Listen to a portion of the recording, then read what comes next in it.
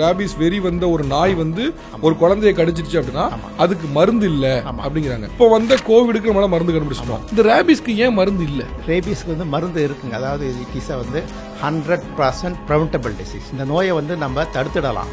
ஆனா வந்ததுக்கு அப்புறம் வந்து காப்பாற்ற முடியாது. நாய் கடிச்ச உடனே தடுப்பூசி போடணும். அது மூலமா அந்த நோய் வராம இருந்தா தப்பிச்சிட்டேன். அதையும் மீறி வந்து விட்டது. தடுப்பூசி போட்டதுக்கு அப்புறம் நிச்சயமா வராதுங்க. கேரளால ஒரு இன்சிடென்ட், ஒரு பொண்ணு ஒரு வேக்சினேட் பண்ணாங்க. ஆனா வந்து இம்யூனோகுளோபுலின் எடுத்துக்கலன்னு சொல்றாங்க. அந்த பொண்ணு இறந்துட்டாங்க. என்ன கணக்கு அது? அதாவது இந்த நாய்க்கடியை வந்து 3 வகையா வந்து பிரிப்பாங்க. அதாவது குழந்தை வந்து கீழே விழுந்ததுக்கு அப்புறம் எழுந்துக்கிறது முற்படுது. எழுந்துக்க முற்படும் போது வந்து கை கால்லாம் வந்து அசையுது. ஸோ அந்த கை கால்லாம் அசையும் போது இது நம்ம குழந்தைய வந்து நம்மளை அட்டாக் பண்ண போதுன்னு நாய் அசீவ் பண்ணிக்கும். சில குஜராத்தில் ஒரு வீடியோ பார்த்தேன், பார்க்கவே ரொம்ப கொடூரமா இருந்தது. நாய் கிட்டத்தட்ட வந்து ஏதோ ஒரு ஃப்ளஷ் இறந்து போன ஃப்ளஷை சாப்பிட்ற மாதிரி குழந்தைய பிச்சு பிச்சு சாப்பிடுது. அதான் ஈஸி டார்கெட் அது. அப்போ ஈஸி டார்கெட்னா அப்போ நாய்களுக்கு தெரியதான் செய்யுது. நம்ம அசஸ் பண்ற மாதிரி டாகும் வந்து அசஸ் பண்ணும். ஆனா அப்படி இருக்க நாய் அப்படி பிஸ்கட் போட்டவங்களே கடிக்காதுன்னு சொல்ல முடியுமா? எல்லாருக்கும் வணக்கம். இன்னைக்கு ரொம்ப முக்கியமான ஒரு தலைப்பில் தான் வந்து பேச போகிறோம். இப்போ நம்ம இருக்கக்கூடிய கண்டிஷன் வந்து ஒரு மெடிக்கல் எமர்ஜென்சின்னு சொல்ல முடியாட்டியும் கூட நிறைய பிரச்சனைகளை சார்ந்து பார்த்துட்டு இருக்கோம். அது தெருநாய்களுடைய கடினால நிறைய குழந்தைகள் இருந்துட்டு இருக்காங்க, நிறைய பேர் பாதிப்படைகிறாங்க. தான் பார்க்குறோம். ஒரு முக்கியமான ஒரு டேட்டா பார்த்தோம் அப்படின்னா இந்தியாவில் மட்டும் 36% ராபிஸ் டெத் நடக்குது அப்படின்னு சொல்கிறாங்க. இந்தியா மட்டும். இது ஒரு பெரிய பிரச்சனையாகவும் போயிட்டுருக்கு. இது வந்து நிறைய சுப்ரீம் கோர்ட் வரைக்கும் கூட இந்த பிரச்சனை பெருசாக போயிட்டுருக்கு. இதுக்கு தீர்வு தான் என்ன? தெருநாய்களை அப்புறப்படுத்துவது தான் தீர்வா, அல்லது ரபீஸ் குறித்து நமக்கு இன்னும் விழிப்புணர்வு இன்னும் போதுமானதாக இல்லையா அப்படின்னு சொல்லி பல்வேறு விஷயங்கள் தான் பேச போகிறோம். யாரோட பேச போகிறோம் அப்படின்னா டாக்டர் திரு சேகர் அவர்கள், முன்னாள் பேராசிரியர், தலைவர், பொது சுகாதாரத்துறை, சென்னை கால்நடை மருத்துவக் கல்லூரி. சார் வணக்கம் சார். வணக்கம். வணக்கம் sir. First of all thank you so much for time sir. Thank you. First இந்த பிரச்சனையை வந்து நான் ஒரு சயின்டிஃபிக் ரீதியாக அணுகலாம், சயின்ஸ் ரீதியாக அணுகலாம்னு நினச்சேன் சார். அதனால தான் ஒரு டாக்டராகவும் பேராசிரியராகவும் இருக்க உங்களை அணுகலாம்னு நினச்சேன். இந்த ராபிஸ் தொற்று பிரச்சனை பேசுகிறோம். நான் இதை பற்றி படிக்கப்போ ராபிஸ் நோய் வந்து நாய்களில் மட்டும் இல்லை, மற்ற விலங்குகள்லேருந்தும் வருங்காங்க. நாய்கள் இல்லாமல் வேறு எந்தெந்த விலங்குகிட்டேருந்து ராபிஸ் வரலாம்? முதல்ல நான் ரேபிஸ்ங்கிறத பற்றி ஒரு 2 லைன் சொல்லிடுறேன். ரேபிஸ்ங்கிறது வந்து ஒரு வைரஸ் நோய்ங்க. இது பெரும்பாலும் வந்து எல்லா விலங்குகள்லையும் இருக்கும். அதாவது விலங்குகள்னால் பாலூட்டிகள், மேமல்ஸ்னு ஆங்கிலத்தில் சொல்லுவோம். அது வந்து தமிழில் வந்து பாலூட்டிகள். இந்த பாலூட்டிகளில் வந்து இந்த கிருமினால் பாதிக்கப்படும். ஸோ மனிதர்களும் வந்து பாலூட்டி கிளாசிஃபிகேஷனில் வர்றதுனால இந்த நோய்க்கு வந்து மனிதர்களும் பாதிப்படைவாங்க. ஸோ இந்த நோயினால் வந்து பறவைகள் வந்து பாதிக்கப்படவே படாது. ஒன்லி பாலூட்டிகள் மட்டும்தான் பாதிக்கப்படும். ஓகே. ஆனால் சார் இந்த வவ்வால்லேருந்து பரவுன்னு சொல்கிறாங்களா, அது இல்லையா சார்? நீங்கள் வந்து வவ்வால் இப்போ கேட்குறீங்க. வவ்வாலை பொறுத்த வரைக்கும் இந்தியாவில் வந்து வவ்வாலில் வந்து ஒரு பிரச்சனை ஒன்றும் கிடையாது. வவ்வால் வந்து அமெரிக்காவில் வந்து யூஎஸ்ஏவில் வந்து ஒரு வகையான வேம்பயர் பேட் அப்படின்னு ஆங்கிலத்தில் சொல்கிறது. அந்த வேம்பயர் பேட்டுங்கிற வவ்வால் வந்து ரேபீஸை வந்து டிரான்ஸ்மிட் பண்ணும். இந்தியாவில் இருக்க பேட் ஆர் வவ்வாலில் வந்து ஒரு பிரச்சனையும் இல்லை. இந்தியாவில் இருக்க வவ்வாலுங்க வந்து இன்செக்ட் தான் சாப்பிடும். அதுக்கப்புறம் வந்து ஃப்ரூட்ஸு சாப்பிடும். அதாவது இன்செக்டிவோரஸ்ன்னு சொல்கிறது, ஃப்ரூட் பேரிங்னு சொல்கிறது. ஸோ இந்த வவ்வாலுங்க இது தான் சாப்பிடும். ஆனால் அமெரிக்காவில் நான் சொன்ன இது வந்து அது ரத்தத்தை உறிஞ்சி, கொசுங்கள் மாதிரி ரத்தத்தை உறிஞ்சி சாப்பிட்ற ஒரு வகையான பேட் அது வவ்வால். ஸோ அதனால் வந்து இந்த ரத்தத்தை உறிஞ்சதுனால கொசு மூலமாக பரவுற நோய் மாதிரி அங்கே வந்து ரேபீஸும் வந்து ரத்தத்தை புரிஞ்சது ரத்தத்தின் மூலம் பரவுது. ஸோ இப்போ வந்து ராபிஸ் வந்து நாய் மட்டும் இல்லாமல் வேறு சில விலங்குகள்லேருந்து வரலாம். வேறு என்ன விலங்கு வரலாம் சார்? பொதுவாக வந்து இந்தியாவில் வந்து 97% வந்து நாய்கள் மூலமாக தான் மனிதர்களுக்கு ரேபீஸ்னால் இறப்பு ஏற்படுது. 97%. ஸோ 97ன்னு சொல்லும்போது மீதி 3% வேறு இருக்குது. இந்த 3க்கும் நான் கணக்கு சொல்கிறேன் பாருங்கள். 97% நாய்கள் மூலமாகவும், 2% வந்து பூனைகள் மூலமாகும். ஸோ பாதிக்கப்பட்ட பூனைகள் கடித்தாலும் ரேபீஸ் வந்து பரவறதுக்கு வாய்ப்பு இருக்குது. ஸோ இன்னும் ஒரு சதவீதம் இருக்குது. 1%ங்கிறது வைல்டு அனிமல்ஸ், அதாவது வனவிலங்குகள் மூலமாகவும் இந்த நோய் பரவறதுக்கு வாய்ப்புகள் இருக்குது. ஸோ மெஜாரிட்டி வந்து நாய் தான். அதுக்கப்புறம் வந்து பூனை, இதை தவிர வனவிலங்குகள் மூலமாகவும் நோய் வந்து பரவறதுக்கு வாய்ப்பு இருக்குது. இந்த இதில் வந்து ஒரு விஷயம் நான் சொல்லிடுறேன் நான். ஸோ இதில் வந்து இந்த வீட்டில் இருக்க எலி, மூஞ்சு, சுண்டெலி சொல்லுவாங்கள்ல, வீட்டில் இருக்கிறது, அது கடிச்சதுன்னா ரேபீஸ் வரத்துக்கு வாய்ப்பே கிடையாது. அதே மாதிரி வந்து அணில் கடிச்சாலும் வந்து ரேபீஸ் வரதுக்கு, எலிகளாலும் அணில்களாலும் வாய்ப்பு இல்லை. பறவைகளுக்கு இந்த நோய் வரவே முதலே நான் சொல்லிட்டேன். பறவைகளுக்கு இந்த நோய் வரவே வர. சரி, 2 விஷயம் சார். முதல் விஷயம், இந்த ரேபீஸ் ஏன் எல்லா நாய்களுக்கும் இல்லாம ஒரு சில நாய்களுக்கு இருக்கு. இன்னொரு பிரச்சனை என்ன அப்படின்னா, அது ஏன் நாய்களுக்கு 97% இருக்கு, மற்ற விலங்குகள் நீங்க சொன்னது போல இருக்கு. அப்போ ஏன் நாய்களுக்கு மட்டும் 97% இருக்கு? ஒண்ணு. இன்னொன்னு, ஏன் நாய்களுக்குல எல்லாத்துக்கும் வராம சில நாய்களுக்கு மட்டும் வருது, என்ன காரணம்? அதாவது இது வந்து நாய்களுக்கு எப்படி நோய் வருதுன்னா, தன்னால் நோய் வரவே வராது. ஒரு பாதிக்கப்பட்ட நாய் வந்து கடிக்கும்போது அந்த நாய்க்கு வந்து நோய் வந்துடும். ஸோ அது மாதிரி பாதிக்கப்பட்ட நாய் வந்து பல நாய்களை கடிக்கும். ஸோ இது மாதிரி தான் வந்து அந்த பாப்புலேஷனில் வந்து நோய் வந்து பரவறதுக்கு காரணமே. இது கிட்டத்தட்ட கோவிட் மாதிரி தான். இப்போ நம்ம ஒருத்தர் வந்து அங்கேருந்து வர மாதிரி தான். ஆமாம். கோவிட் வந்து ரொம்ப கண்டேஜியஸ்னு சொல்லுவாங்க, தொற்று நோய் அது. ஆனால் ரேபீஸ் வந்து தொற்று நோய் கிடையாது. கடிச்சாதான் வந்து மனிதர்களுக்கும் சரி மற்ற விலங்குகளுக்கும் சரி கடித்தால் மட்டும்தான் இந்த நோய் வரும். ஓகே. இந்த சலைவால வராதா சார்? சலைவால வந்து இந்த வைரஸ் வந்து இருக்கும். ஆனால் அது வந்து இப்போ அது மூலம் பரவுறதுங்கிறது கடிப்பட்டு காயத்து மூலம். அதாவது இந்த வைரஸ் வந்து எச்சிலில் இருக்கும். அந்த எச்சில் வந்து காயத்தில் படும். அதாவது இப்போ நாய் கடிக்கும்போது என்ன ஆகுது, நமக்கு வந்து ஊண்டு வருது, காயம் ஏற்படுது. அந்த காயத்தில் வந்து இந்த எச்சில் வந்து படுது. ஸோ அது மூலமாக தான் வந்து இந்த நச்சுயிரி வந்து உடம்பு உள்ளே போயிட்டு நோயை உண்டு பண்ணுது. ஓகே. சில சமயத்தில் வந்து காற்று மூலமாக பரவறதுக்கு வாய்ப்பு இருக்குது. பட் அது ரொம்ப ரொம்ப ரேருங்க அது. அதாவது இப்போ நாய் வந்து பாதிக்கப்பட்ட நாய் வந்து குலைக்கும் போது சிறு துகள்கள் வெளியில் வரும், சின்ன சின்ன மைக்ரோ துகள்கள் வெளியில் வரும். அதை நம்ம சுவாசித்தாலும் நமக்கு வரத்துக்கு வாய்ப்பு இருக்குது. அது பெரும்பாலும் வந்து அது மாதிரி மோடு கிடையாது. அது வந்து வாய்ப்பு இருக்குது, அது ரிஸ்க் இருக்குது, அவ்வளோதான். ஓகே. ஆனால் இப்போ வந்து ரேபிஸ் எப்படி ஒரு நாய்க்கு வருது அப்படின்னா, ரேபிஸ் இருக்க ஒரு நாயை இன்னொரு நாய் கடிக்கிறதுனால அந்த நாய்க்கு வருது. அந்த நாய் மனிதர்களை கடிக்கிறதுனால மனிதர்களுக்கு வருது. ஆமாங்க. ஓகே. ஸோ இப்போ வந்து பிரச்சனை வந்து ஏதோ ஒரு ரேபிஸ் இருக்க நாய் பாப்புலேஷனை கட்டுப்படுத்தினா அந்த பிரச்சனை தீர்ந்துருங்குது ஓரளவுக்கு நம்ம புரிஞ்சுக்கிறது. இப்போ ரேபிஸ் இருக்க நாயை எப்படி கண்டுபிடிப்பது? இன்னொன்று, ரேபிஸ் வந்து வீட்டு நாய்களுக்கு வராது அப்படின்னு ஏதாவது இருக்கா, இல்லை வந்து தெருநாய்களுக்கு மட்டும்தான் இருக்கு, வீட்டுகளுக்கு வராது, வீட்டு நாய்களுக்கு வராதுன்னு? நல்ல கேள்வி இது வந்து இந்த ரேபிஸ்ங்கிறது எல்லா நாயுமே பாதிக்கும். அதாவது நல்ல ஹைப்ரிடு நல்ல ஜாதி நாயெல்லாம் வந்து தாக்காதுன்னு நினைக்கவே வேண்டாம். இந்த நோய் வந்து எல்லா இனத்தையும் பாதிக்கும், எல்லா வயதையும் பாதிக்கும், எல்லா காலங்களிலும் பாதிக்கும். அதாவது நவம்பர் டு ஜனவரி டு டிசம்பரில் வந்து எல்லா காலங்களிலும் இந்த நோய் இருக்கும், பரவலாக இருக்கும். ஸோ அதனால் வந்து நம்ம காஷனாக தான் இருக்கணும். இது வந்து ஆக்சுவலாக வந்து இந்த நல்ல ஜாதி நாய்களுக்கு வந்து நல்லா தே வில் டேக் கேர். நாட்டு நாய்கள் சொல்றீங்க? இல்லை, ஜாதி நாய்கள், அதாவது நல்ல ஹைப்ரிட் டாக்ஸ் ஜாதி நாய்கள். ஆமாம், ஜாதி நாய்கள் வந்து பெரும்பாலும் வந்து ஒரு நல்ல ஒரு வசதியானவர்கள் தான் அந்த நாய்களை வந்து மெயின்டைன் பண்ணுவாங்க. ஸோ அவங்க வந்து பெரும்பாலும் வந்து நல்ல தடுப்பூசிலாம் போட்டு அதை வந்து கரெக்டாக வச்சுக்கிறதுனால அந்த ஜாதி நாய்களுக்கு வந்து வர்றது வந்து ரொம்ப மினிமம் அது when compared to street dog வந்து தடுப்பூசி யாருமே போடுறது கிடையாது. அதனால் வந்து பெரும்பாலும் அந்த நாய்களை வந்து பாதிப்பு வந்து ஜாஸ்தி.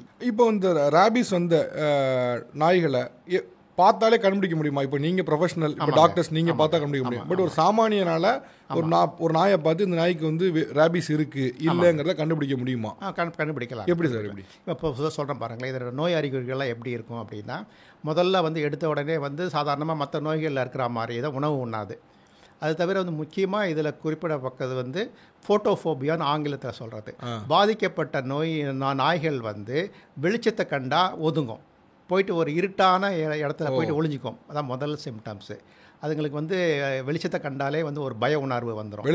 வெளிச்சமே ஆகாது. ஸோ வெளிச்சத்தை கண்டாலே பயப்படும், வெளிச்சத்தை நோக்கி போகாது, நல்லா இருட்டான இடத்துல வந்து போய்க்கும். இப்போ நம்ம வளர்க்குற நாயே வந்து கூப்பிட்டா கூட வரவே வராது. அதாவது அதனோட பழக்க வழக்கம்லாம் மாறிடும். இது வந்து ஒரு நரம்பு மண்டலத்தை பாதிக்கிற நோயினால் நரம்பு மண்டலத்தை பாதிக்கும். ஸோ அதனால் வந்து நம்ம கூப்பிடும்போதெல்லாம் வந்து நமக்கு அது ரெஸ்பாண்ட் பண்ணவே வேண்டாது. ஸோ இருட்டில் போய் ஒளிஞ்சிக்கிறதுக்கு தான் பார்க்கும், சாப்பிட்றதுக்கு பார்க்காது. அது வரைக்கும் நம்மகிட்ட பழக்கப்பட்டு வான்னு சொன்னால் வந்த நாய் அதுக்கப்புறம் வராது. அதுக்கப்புறம் முதல் நோய் அறிகுறி. ஸோ இது மாதிரி வந்து இருட்டில் போய் ஒளிஞ்சிக்கிறது, சாப்பிடாமல் இருக்கிறதுலாம் வந்து ஒரு நாள் 2 நாள் இருக்குங்க. அடுத்த ஸ்டேஜ், அதாவது நோய்க்கு அப்படியே ஒரு ஸ்டேஜ் வந்துட்டே இருக்கலாம். இது முதல் ஸ்டேஜ். அடுத்த ஸ்டேஜில் என்ன ஆகும்னா கொஞ்சமாக வந்து முறைக்கிற மாதிரி உருன்னு முறைக்கிறோம். ஸோ அது கண்ணை பார்த்தாலே நம்ம வந்து அந்த முறைக்கிற தன்மை அதுக்கு இருக்கும். ஸோ நம்ம ஓனரை பார்த்தே அது முறைக்கிறதுக்கு முற்படும், ஓனரையே வந்து கடிக்கிறதுக்கும் முற்படும். ஸோ இப்போ நம்ம வளர்ப்பு இவ்வளோ நாள் நம்ம கிட்ட நல்லா செல்லமாக நம்ம கிட்ட நல்லா வாழெல்லாம் நல்லா இது பண்ணிட்டு இருக்கிற நாய் வந்து நம்மளையே வந்து எதிர்த்து முறைக்கிறதுக்கு பார்க்கும், கடிக்கிறதுக்கு முற்படும். இதுதான் வந்து அடுத்த ஸ்டேஜில் வர்றது. ஸோ சில சமயத்தில் வந்து நாய்களை வந்து நம்ம சங்கிலியில் போட்டு கட்டி வச்சுருப்போம். சங்கிலியில் போட்டு கட்டி வச்சுருக்க சமயத்தில் வந்து சங்கிலியை அறுத்துண்டு ஓடுறதுக்கு எஸ்கேப் ஆக பார்க்கும். அந்த இதை விட்டுட்டு ஓட பார்க்கும். ஸோ அது மாதிரி அறுத்துண்டு ஓடுறதுக்கு முயற்சி செய்யும். ஸோ இந்த ஓடும் தருணத்தில் என்ன பண்ணோம் அப்படின்னா, எதிரில் இருக்கிற எல்லா ஆப்ஜெக்டையும் கடிக்கும். இவங்கள தான் கடிக்கணும், ஆடை தான் கடிக்கணும், மாடு தான் கடிக்கணும், மனிதர்கள் தான் கடிக்கணும், அதுக்கு ஒன்று இன்டிஸ்கிரிமினேட்னு சொல்கிறோம் ஆங்கிலத்தில்.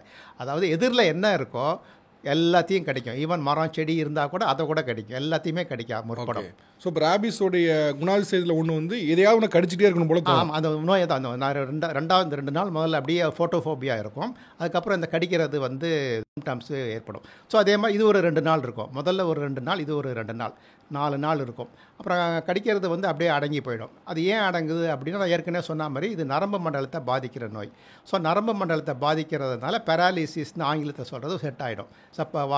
பாரிச வாயுங்கிறது இது. ஸோ பெராலிசிஸ் செட் ஆகிடும். ஸோ பெராலிசிஸ் எப்படின்னா பின்னங்கால்லேருந்து அப்படியே ஆரம்பிக்கும். ஸோ பின்னங்கால் வந்து அப்படியே தடமாடும். முன்னங்கால் நல்லா ஸ்டெடியாக இருக்கும். பின்னங்கால் சிம்டம்ஸ் ஆரம்பிக்கிறது வந்து பின்னங்கால் ஸ்லோவாக இருக்கும். பின்னங்கால் தடுமாறும். அதாவது இது ரெண்டுமே கோஆர்டினேஷன் இருக்காது. கோஆர்டினேஷன் நடக்கும்போது 2 காலும் நமக்கு வந்து கோஆர்டினேஷன் நம்ம மூவ் ஆகணும். ஸோ இந்த நாய் இதுக்கு பாதிக்கப்பட்ட நாய்களுக்கு வந்து அந்த கோஆர்டினேஷனே இருக்காது. பின்னங்கால் ரெண்டுமே வந்து தடுமாறி அப்படியே போயிட்டு இருக்கும். ஸோ இது வந்து அப்படியே ப்ரோக்ரஸ் ஆகுது. பெராலிசிஸ் வந்து அப்படியே ப்ரோக்ரஸ் ஆகி முன்னங்காலுக்கும் வந்துடும், முன்னங்கால்லையும் வந்து தடுமாறும். ஸோ அப்படியே வந்துட்டு தலைக்கு வந்துடும், தலைக்கு வந்து வாய்க்கும் வந்துடும். ஸோ வாயில் வந்த உடனே வாயில் வந்து அப்படியே தொங்க ஆரம்பிச்சிடும். அதாவது ஜா, ஆமாம், லோயர் ஜா, கீழ்த்தாடையை வந்து தொங்க ஆரம்பிச்சிடும். அதாவது நர்வஸ் சிம்டம்ஸ் இது சரியாக இல்லாததுனால அது வந்து அப்படியே தொங்க ஆரம்பிச்சிடும். தொங்குறதுனால வந்து சலைவா வந்து அப்படியே ஒழுகின்றே இருக்கும். ஸோ இது வந்து இது ஒரு 2 நாள் இருக்கும். ஸோ இதுதான் அடுத்த ஸ்டேஜ் இது. ஓகே, இப்போ பொது புத்தியில் சார் இந்த வெறி நாயை வந்து சும்மா பொது புத்தியில் பார்க்குறவங்க வந்து இந்த உடம்புல சில புண்ணு மாதிரி இருந்தது, ஒரு மாதிரி இருந்துச்சுன்னா அது சொறி நாய், அதுக்கு வந்து இது இருக்குது அப்படின்னு சொல்லுவாங்க. ஆமாம், அதுதான் சரியான கணக்கா? அப்படி பார்த்தா அதுக்கு ரேபிஸ் இருக்குன்னு புரிஞ்சுக்க முடியலங்க. அதாவது அது கிடையாது. இந்த விதம் சொல்கிறேன் பாருங்களேன். சொறி, அது நீங்கள் சொல்கிறது வந்து சொறிங்கிறது வந்து தோல் சம்பந்தமான நோய். அது ரேபிஸ் இதோட கனெக்ட் பண்ணுறாங்க, அதான் கேட்கல. இல்லை, அது வந்து தவறுங்க, அது தவறு.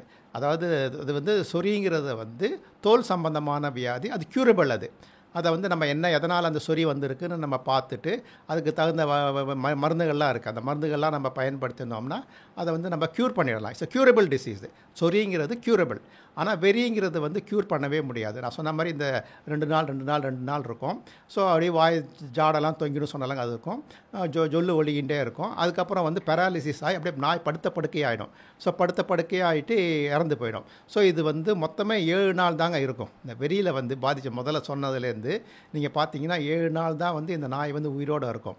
ஸோ 8வது நாள் நிச்சயமாக இறந்து போயிடும். இப்போ ஒரு நாய் வந்து 8வது இதே மாதிரி ஒரு சிம்டம்ஸ் இருக்குது, 8வது நாள் இறந்து போலன்னு நினச்சிக்கோங்களேன், அது வந்து வேறு ஏதோ நோய் இருக்குதுன்னு அர்த்தங்க. நிச்சயமாக வந்து அதுக்கு வெறி பிடிச்சதுன்னா 7வது நாள் 8வது நாள் நிச்சயமாக வந்து இறந்து போயிடும். இப்போ வந்து நான் சொன்னது இது வரைக்கும் சொன்னது வந்து நாய்களில் வந்து எப்படி சிம்டம்ஸ் இருக்கும், எவ்வளோ நாள் உயிரோடு இருக்கும்னு சொன்னேன் நான். ஸோ இந்த 7 நாளில் வந்து 3வது நாள் 4வது நாள் தான் வந்து எல்லாரையும் கடிக்கிறதுக்கு முற்படும். ஸோ 5வது நாள் 6வது நாளில் வந்து பெராலிசிஸ் வந்து அப்படியே படுத்த படுக்கையாகிடும். அதனால் வந்து அதை வாயை சொன்னாலங்க தாடை வந்து தொங்குறதுனால கடிக்கிறதுக்கு முடியாது. அதனால் வலுவிழந்து அந்த கோஆர்டினேஷனே இருக்காது. கடிக்கிறதுக்கு வந்து மேல் தாடையும் கீழ்த்தாடையும் கோஆர்டினேட் பண்ணால் தான் வந்து கடிக்க முடியும். ஸோ இதில் வந்து கீழ்த்தாடை வந்து தொங்கி போனதுனால கடிக்கவே முடியாது. இந்த கடிக்கிறதுங்கிறது வந்து ஒரு 3 நாள் 4 நாள் இருக்கும்போது தான் கடிக்கிறதுக்கு முற்படும். ஸோ இதுக்கு நம்ம மனிதர்களை கூட கடித்த உடனே மனிதர்கள் இறந்து போக மாட்டாங்க. இல்லை, மனிதர்கள் இறந்து போகிறது இல்லை. நான் கேட்குறேன்னா இப்போ 7 நாள், இப்போ 7 நாளில் ஒரு வெறி நாய் செத்து போயிடும் அப்படிங்கிறீங்க. அப்போ இப்போ சில குழந்தைகள்லாம் இறந்து போகிறாங்கன்னு நம்ம பார்க்குறோம்ல, கடிச்சு இறந்து போகிறாங்கன்னு. அப்போ அந்த 7 நாளை கடந்திருந்தாங்கன்னா அந்த நாய் உயிரோடு இருந்திருக்கான வாய்ப்பு இல்லை. ஸோ கடிக்கிறதுக்கான வாய்ப்பு இல்லாமல் போயிருக்கலாம். ஆனால் அந்த 7 நாளுக்குள்ளே கடிப்பட்டது தான் இவங்கெல்லாம். இவங்க ஆமாம். அந்த 7 நாள் கடிப்பட்டவங்களுக்கு தான் வந்து ரேபிஸ் வரதுக்கு வாய்ப்பு இருக்குது. இப்போ சார், இப்போ ரேபிஸ் வந்த ஒரு நாய் ஒருத்தரை வந்து கடிச்சிருச்சுன்னு வச்சுக்கோங்களேன், ஒரு குழந்தைய இல்லை ஒரு பெரியவர் யாரோ ஒருத்தர் கடிச்சிருச்சுன்னு வச்சுக்கோங்களேன், முன்ன வந்து இந்த நாய் கடிச்சிச்சுன்னா தொப்புல சுற்றி ஊசி போடணுங்கிற ஒரு இது சொல்லுவாங்க. நான் பார்த்தது இல்லை, உண்மைதானா? ஓகே, அது சொல்லுவாங்க. அவர் பயமுத்துக்காக சொல்லியிருக்கலாம்னு நினைச்சேன். ஓகே, ஆனால் இப்போ அது கிடையாது. இப்போ ஒரு வேக்சின் 2 ஊசி போட்டால் போதுமானதுங்க. முன்ன என்னவா இருந்துச்சு, இப்போ எப்படி மாறி இருக்கு? சரிங்க, நல்ல கேள்வி இது.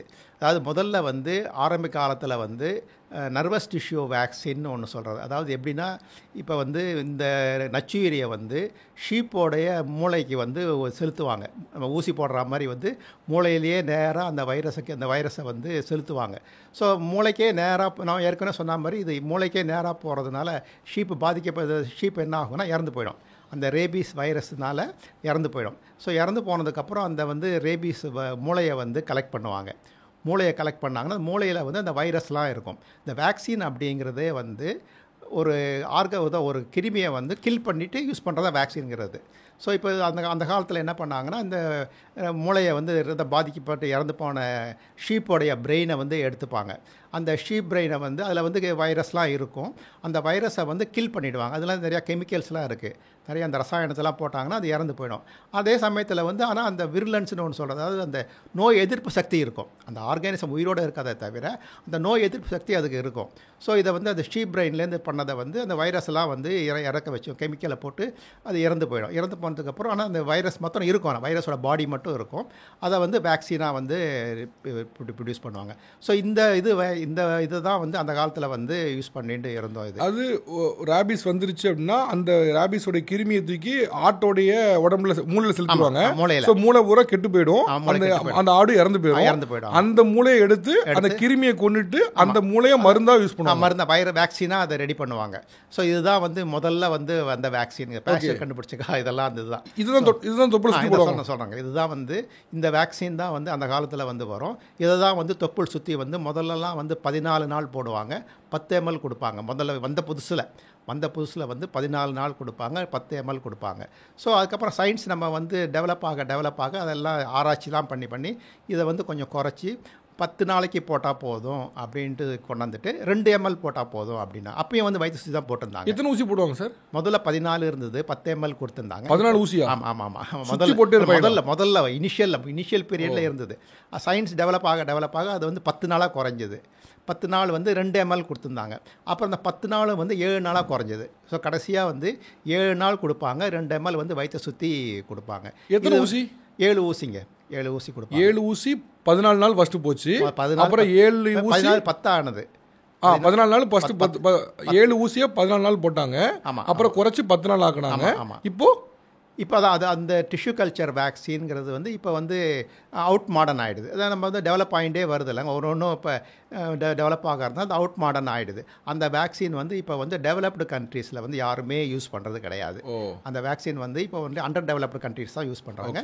டெவலப்டு கண்ட்ரீஸில் வந்து டெவலப்பிங் அண்ட் டெவலப்டு கண்ட்ரீஸில் வந்து அது யூஸ் பண்ணுறதே இல்லை. இப்போ இது அதுக்கு பற்றி என்ன பண்ணுறாங்க அப்படின்னா டிஷ்யூ கல்ச்சர் வேக்சின் தான் இப்போ நம்ம யூஸ் பண்ணிட்டு இருக்கோம். இந்த டிஷ்யூ கல்ச்சர் வேக்சின் அப்படிங்கிறது வந்து திசு.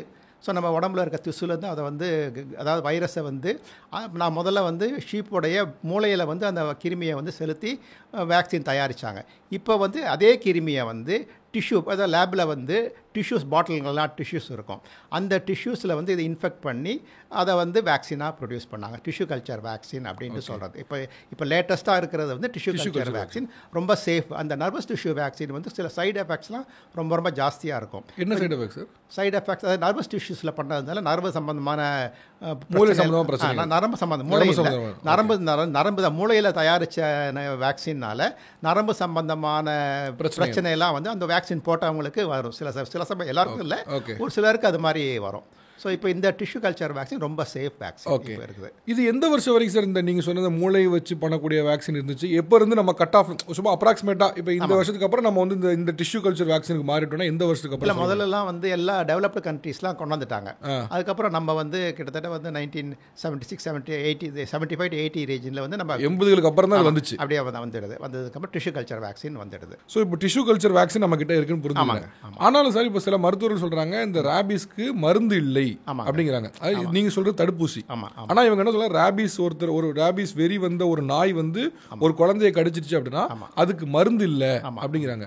எனக்கு ஒரு ஆச்சரியமான விஷயம் என்னன்னா, இப்போ வந்த கோவிடுக்கு நம்மளால மருந்து கண்டுபிடிச்சிட்டோம், போலியோவை முற்றிலும் அகற்றிட்டோம். ஆனா இந்த ரேபிஸ் வந்து பிரிட்டிஷ் காலத்துல இருந்து அதுக்கு முந்தின காலத்துல இருந்து இருந்துகிட்டே இருக்கு.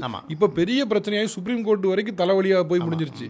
இந்த ரேபிஸ்க்கு ஏன் மருந்து இல்லை? அதாவது ரேபிஸ்க்கு வந்து மருந்து இருக்குங்க. அதாவது இட் இஸ் வந்து 100% ப்ரிவென்டபிள் டிசீஸ், ப்ரிவென்டபிள் கேட்டகரியில் வருது. இந்த நோயை வந்து நம்ம தடுத்துடலாம், ஆனால் வந்ததுக்கு அப்புறம் வந்து காப்பாற்ற முடியாது. அதுதான் இப்போ வந்து நாய் கடிக்குதுன்னு நினச்சிக்கோங்களேன், கடிச்சு அடுத்த நாளே வந்து ரேபிஸ் வந்துடாது. அதுக்கு வந்து இந்த இன்குபேஷன் பீரியட்னு அடைக்காலம்னு ஒன்று சொல்லுவாங்க. கடித்த உடனே கிட்டத்தட்ட வந்து ஒரு வாரம், 10 நாள், சில சமயத்தில் 6 மாதம், ஒரு வருஷ கணக்கில் கூட சில சமயத்தில் வரும். ஸோ நோய் வந்ததுக்கப்புறம் இதுக்கு வந்து வைத்தியம் கிடையாது.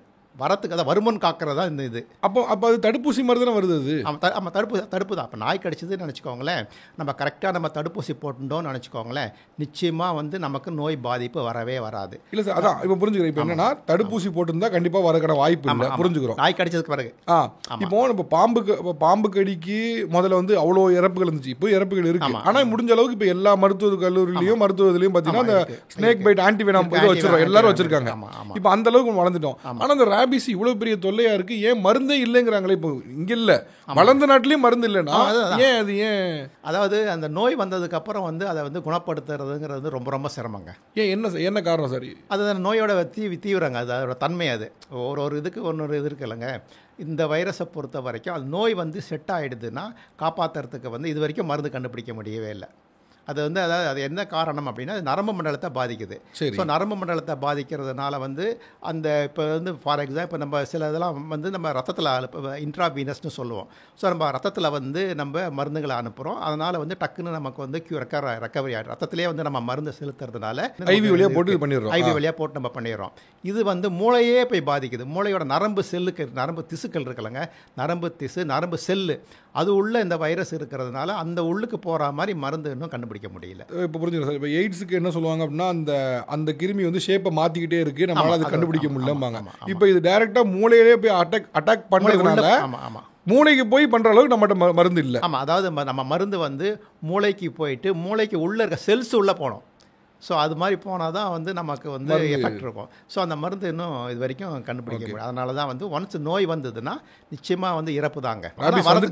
ஆமாங்க, அந்த நோய் அறிகுறிகள் வந்ததுன்னா அதை வந்து காப்பாற்றுறதுங்கிறது ரொம்ப கஷ்டம். ஆனால் நாய் கடித்த உடனே நம்ம தடுப்பூசியை கரெக்டாக போட்டுட்டோம்னா நோய் வராது. நாய் கடித்த உடனே ஆமாம், கடித்த உடனே நாய் கடித்த உடனே தடுப்பூசி போடணும்.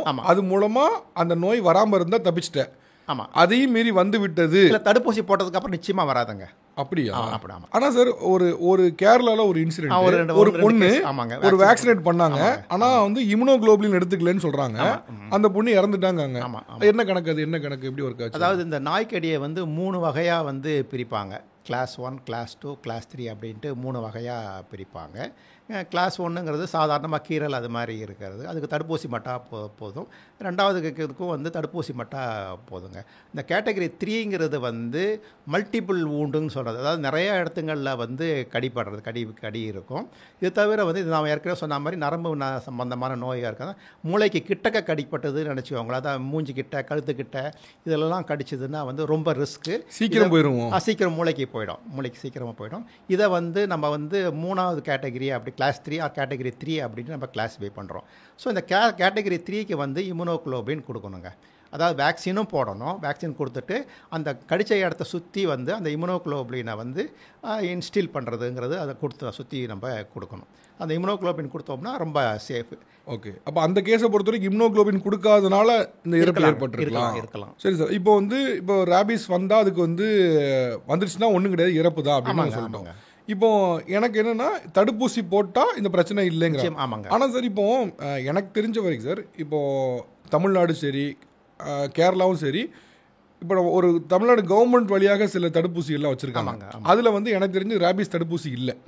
இருக்கா? ஆமா, இப்போ கொடுத்துருக்காங்களா? இல்ல இப்போ வந்து நாய்க்கடி தடுப்பூசி வந்து ரேபிஸ் தடுப்பூசி எல்லா கவர்மெண்ட் இல்ல சார், அதை சொல்லல. நான் சொல்ல வரேன்னா, இப்போ தமிழ்நாடு கவர்மெண்ட்டும் ஒவ்வொரு கவர்மெண்ட்டும் குழந்தைகளுக்குன்னு ஒரு தடுப்பூசிகளை பிரிஸ்கிரைப் பண்ணி வச்சிருப்பாங்க. 5 மாசம் 10 மாசம் அட்டவணையில வராது. அந்த 10 மாசத்துல அந்த இதுல இல்லையே. இல்ல, அந்த அட்டவணையில இது வராது. இது வந்து நம்ம வந்து எல்லாருக்கும் போட வேண்டிய அவசியமே இல்லை. நாய் கடிச்சதுன்னா போய் போட்டுக்கணும், அவ்வளோதானே தவிர இது பொதுவாக அந்த அட்டவணையில் வந்து வராது இது. ஓகே, அதாவது இருக்க எல்லாரும் வந்து தடுப்பூசி போடுற மாதிரி, போலியோக்கு போடுற மாதிரி இது போட அவசியம் இல்லை. அப்போ நம்ம தேவையில்லாமல் இந்த மாதிரி தேவையில்லை. நாய் கடிச்சதுன்னா போய் போட்டுக்கணும், அவ்வளோதான். ஓகே, அதாவது இப்போ நமக்கு தேவை அவேர்னஸ் என்ன அப்படின்னா, நாய் கடிச்சிருச்சா பக்கத்தில் இருக்கக்கூடிய கவர்மெண்ட் ஹாஸ்பிட்டல், பிரைவேட் ஹாஸ்பிட்டல் உடனே போய் அந்த வேக்சினை போட்டுக்கணும். ஓகே, சும்மா அப்ராக்சிமேட்டாக தெரிஞ்சு கேட்குறேன் சார். இப்போ இது போல ஒருத்தருக்கு நாய் கடிச்சிருச்சுங்க. ஆமாங்க. இப்போ வந்து கவர்மெண்ட் இல்லாமல் ப்ரைவேட்டில் போய் போடுறாங்க அப்படின்னா என்ன காஸ்ட் வரும்? அந்த வேக்சினோட காஸ்ட் என்ன வரும்? அதான் கிட்டத்தட்ட ஒரு 400 ரூபாய் 500 ரூபாய் ஆகுங்க. ஒரு தடவை போட்டால் போதும்? இல்லை இப்போ வந்து இது வந்து 2 விதமான தடுப்பூசி, அதாவது ஒரே தடுப்பூசி தான் 2 வகையாக நம்ம உடலில் செலுத்துகிறோம். இதை ஒன்று வந்து இன்ட்ராடர்மல் அப்படின்ட்டு செலுத்துகிறோம். இது வந்து தோலுக்கு அடியில் வந்து நம்ம கொடுக்குறோம். அது இன்ட்ராடர்மல் அப்படின்ட்டு சொல்கிறது. இதுதான் வந்து எல்லா அரசாங்க மருத்துவமனை, இந்த பிரைமரி ஹெல்த் சென்டர் எல்லாத்துலேயும், டிஸ்ட்ரிக்ட் ஹாஸ்பிட்டல் எல்லாத்துலேயுமே வந்து இந்த இன்ட்ராடர்மல் ரூட்டு தான் கொடுப்பாங்க. ஸோ இந்த இன்ட்ராடர்மல் ரூட்டில் வந்து முதல் நாள் வந்து கொடுத்துடணும். என்னைக்கு போடுறோமோ அன்றைக்கி 0 டே அப்படின்ட்டு சொல்கிறது, அன்றைக்கி கொடுத்துருவாங்க. அதுக்கப்புறம் வந்து 3ஆவது நாள் திருப்பி கொடுக்கணும். அடுத்தது 3ஆவது 7ஆவது நாள் கொடுக்கணும். அதுக்கப்புறம் 28ஆவது நாள் கொடுக்கணும். அதை முதல் நாள் கொடுக்கணும், 3ஆவது நாள் கொடுக்கணும், 7ஆவது நாள் கொடுக்கணும், 28ஆவது நாள் கொடுக்கணும். இந்த தடுப்பூசி வந்து எல்லா கவர்மெண்ட் ஆஸ்பத்திரியிலும் இலவசமாக போடுறாங்க. இது வந்து கொஞ்சம் தான் கொடுப்பாங்க, 0.1 ml தான் கொடுப்பாங்க. ரெண்டு கையிலையும் கொடுப்பாங்க. ஒரு சமயத்தில் வந்து 2 கையிலும் கொடுப்பாங்க. ஸோ இதுதான் வந்து கவர்மெண்ட் ஆஸ்பத்திரியில் பண்ணுறது. அரசு மருத்துவமனையில் இந்த தடுப்பூசி இலவசம். இலவசம் எல்லா ஆரம்ப சுகாதாரத்திலும் எல்லாத்துலேயுமே இலவசம்ங்க. ஓகே. இப்போ ப்ராப்ளி இதை பார்த்தோம்னா ஒரு 1600 ரூபாய் வருது. இப்போ அரசு மருத்துவமனையில் போட விரும்பலன்னு சொல்கிறோம். இது பாருங்களேன், இதில் வந்து இன்னொரு விஷயம் நான் சொல்லிடுறேன். நான் இப்போ வந்து இந்த இன்ட்ராடர்மல்னு சொன்னதில் வந்து நான் 0.1 ml தான் கொடுப்பாங்க ஒரு இடத்துல, 2 பக்கம் கொடுப்பாங்க. ஸோ ஒரு சைட்டில் வந்து 0.1 ml கொடுப்பாங்க. ஸோ ஒரு பேஷண்ட்டுக்கு வந்து 0.2 ml தான் செலவாகும். ஆச்சுங்களா? இப்போ வந்து இன்னொரு ஷெட்யூல் ஒன்று இருக்குது, தசையில் கொடுக்கறது, இன்ட்ராமஸ்குலர்னு ஆங்கிலத்தில் சொல்கிறது. அது வந்து தசையில் கொடுக்கறது. இந்த மருந்து எப்படின்னா, இது வந்து பெரும்பாலும் வந்து ப்ரைவேட் ப்ராக்டிஷனர் எல்லாமே இன்ட்ராமஸ்குலர் தான் கொடுப்பாங்க. ரெண்டுமே ஈக்குவலி குட்டு தான். பட் இதை விட இன்ட்ராடர்மல் தான் பெஸ்ட்டு. ஏன்னா குவான்டிட்டியும் கம்மியாக இருக்குது, நமக்கு எக்கானமியும் ஆகும் நமக்கு. ஸோ ப்ரைவேட் ப்ராக்டிஷனர்ஸ் எல்லாமே என்ன பண்ணுவாங்கன்னா வந்து இன்ட்ராமஸ்குலர் தான் கொடுப்பாங்க. இன்ட்ராமஸ்குலர் வந்து மொத்த வயலையும் கொடுத்துருவாங்க. அதில் வந்து 0.5 ml இருக்கும், இல்லாட்டி 1 ml இருக்கும். அந்த மொத்த வயலுமே வந்து கொடுத்துருவாங்க. ஸோ அப்போ தான் வந்து 400 ரூபாய், கிட்டத்தட்ட 400-500 ரூபாய் ஒரு டோஸ் கணக்கு வருது. இது தவிர வந்து இன்ட்ராமஸ்குலர் இதில் கொடுக்கும்போது அடிஷ்னலாக வந்து 14ஆவது நாள் கொடுக்கணும். நான் ஏற்கனவே சொன்னதுபடி 7ஆவது நாளுக்கு அப்புறம் 28க்கு போயிடும் அந்த இன்ட்ராடர்மலில் கொடுக்கறது. இந்த இன்ட்ராமஸ்குலரில் கொடுக்கறது எப்படின்னா 0 டே கொடுத்துட்றோம், 3rd டே கொடுக்குறோம், 7th டே கொடுக்குறோம், 14th ஒரு அடிஷனாக வரும். இந்த இன்ட்ராமஸ்குலரில் கொடுக்கும்போது அடிஷனாக 14th வருது, அப்புறம் 28th கொடுக்குறோம். இந்த இன்ட்ராமஸ்குலரில் வந்து மொத்த மருந்தையும் நம்ம கொடுத்துடணும். ஸோ மொத்தம் 400 ரூபாய் 500 ரூபாய் கொடுத்து வாங்குகிற மருந்தை ஃபுல்லாக போட்டுடணும். வேணா இந்த இன்ட்ராடர்மலில் கொடுக்கும்போது அதில் வந்து கிட்டத்தட்ட வந்து 5 சைட்டில் கொடுக்கலாம். இப்போ 5 ml நாங்கள் 0.5 ml தான் கொடுக்குறோம். நம்ம 0.1 ml கொடுக்கறதுனால ஒரு வயலை நம்ம வந்து 5 சைட்டில் கொடுக்கலாம். ஸோ 2 பேஷண்ட் கணக்கு ரஃபாக பார்த்தோம்னா. ஸோ இதான் கவர்மெண்ட்டில் ஃபாலோ பண்ணுறது. ஓகே. அப்போ ப்ராப்ளி நீங்கள் சொல்கிறபடி பார்த்தோன்னா ப்ரைவேட்டை காட்டில் கவர்மெண்ட்டில் போனால் இது இலவசமாக பண்ணிடலாம், துரிதமாகவும் பண்ணிடலாம். துரிதமாக பண்ணிடலாம். ஆமாம், துரிதமாக பண்ணிடலாம். அப்புறம் இன்னொரு இதில் அட்வான்டேஜ் என்னென்னா வந்து, அதாவது இப்போ நான் ஏற்கனவே சொன்னேன், இந்த தடுப்பூசிலாம் வந்து வைரஸ்லேருந்து தான் நம்ம மேனுஃபேக்சர் பண்ணுறோம். அது வந்து ஆங்கிலத்தில் ஆன்டிஜென்னு நம்ம சொல்கிறோம். ஸோ நம்ம இன்ட்ராமஸ்குலரில் கொடுக்கும்போது இந்த ஆன்டிஜென் லோடு, நான் சொன்னால மொத்தத்தையும் கொடுக்கணும்னு சொல்கிறேங்க. ஆன்டிஜென் லோடுங்கிறது சொல்கிறது, ஆன்டிஜென் லோடு மொத்தமும் நம்ம உடம்பு உள்ளே போகுது. அந்த இன்ட்ராடர்மலில் வந்து கொஞ்சம் தான் நமக்கு போகுது. ஸோ இது வந்து ஒரு அட்வான்டேஜ். ஓகே. ஆன்டிஜென் வந்து குவான்டிட்டி வந்து கம்மியாக உள்ளுக்கு போகுது. நமக்கு வேண்டிய டிசையர்டு எஃபெக்ட் வந்து நிச்சயமாக ரெண்டுத்துலையுமே ஈக்குவலாக தான் இருக்குது. இதில் ஒரு அவேர்னஸ்க்காக இந்த கேள்வி கேட்குறேன். இப்போ நம்ம ஊர்களில் மட்டும் இல்லாமல் இன்னும் வெஸ்டர்ன் கண்ட்ரீஸ்லுமே கூட தடுப்பூசிக்கு எதிரான ஒரு பேச்சு வந்து இருந்துகிட்டு தான் இருக்குது. அது வந்து ஒரு ஆன்டி வேக்சின் அப்படின்னு சொல்லி பேசுகிறவங்க இருக்காங்க. கோவிடுக்கு எதிராக கூட இன்னும் பேசிட்டு இருக்கவங்க இருக்காங்க. இப்போ இந்த நாய்க்கடி ஒரு பெரிய தொல்லையாக இருக்குது. ஆண்டுக்கு 18,000 to 20,000 பேர் கடிபடுறாங்க இந்தியாவிலங்கிறாங்க. ஸோ அப்போ அவங்களுக்கான ரேபிஸ் வரதுக்கான வாய்ப்புகள் அதிகம். அதில் ஒரு சிலர் வந்து இந்த வேக்சின் வேண்டாம் அப்படின்னு சொல்கிறவங்களும் கூட இருக்கலாம். அவங்களுக்கு நீங்கள் சொல்கிறது என்னவா இருக்குன்னா, அவங்க பார்வை என்னன்னா, இந்த வேக்சின் வந்து சைடு எஃபெக்ட்ஸ் உருவாக்குது. இப்போ சில பேர் இறந்து போகிறதுக்குமே கூட அவங்க என்ன சொல்கிறாங்கன்னா, டக்குன்னு கோவிடில் போட்ட வேக்சின் தான் காரணம்னு சொல்கிறாங்க. ஸோ அப்போ அப்படி பார்க்கும்போது இவ்வளோ பெரிய பிரச்சனை இருக்குது. ஆண்டுக்கு 20,000 பேர் கடிபடுறான். வேக்சின் மேலே இப்படி ஒரு புகாரும் வந்துச்சு அப்படின்னா அது பெரிய த்ரெட்டு தான். அவங்களுக்கு உங்கள் செய்தி என்னவா இருக்கும்? இந்த வேக்சின் ஒரு ப்ராப்ளமேட்டிக்காக பார்க்குறவங்க, ஒரு சைடு எஃபெக்ட்னு சொல்கிறவங்களுக்கு. ஆமாம், இப்போ இருக்கிற இந்த காலகட்டத்தில் இருக்க வேக்சின் வந்து நான் சொன்ன மாதிரி டிஷ்யூ கல்ச்சர் வேக்சின் நம்ம யூஸ் பண்ணிகிட்ருக்கோம். இந்த டிஷ்யூ கல்ச்சர் வேக்சின் வந்து ரொம்ப ரொம்ப சேஃபுங்க. 99.99% சேஃப். இது ஏதோ 1000 லட்சத்தில் ஒருத்தருக்கு தான் வரும். ரொம்ப ரொம்ப மினிமம். அது லட்சத்தில் வந்து ஒருத்தருக்கு வந்து வரத்துக்கு வாய்ப்புகள் இருக்கே தவிர, இப்போ இப்போ இருக்கிற நடைமுறையில் இருக்க வேக்சின் வந்து ரொம்ப நல்ல வேக்சின், எதுவுமே ஏற்படாது. அதனால் நாய் கடிச்சதுன்னா போயிட்டு தடுப்பூசி போட்டுக்கிறது நல்லது. ஓகே.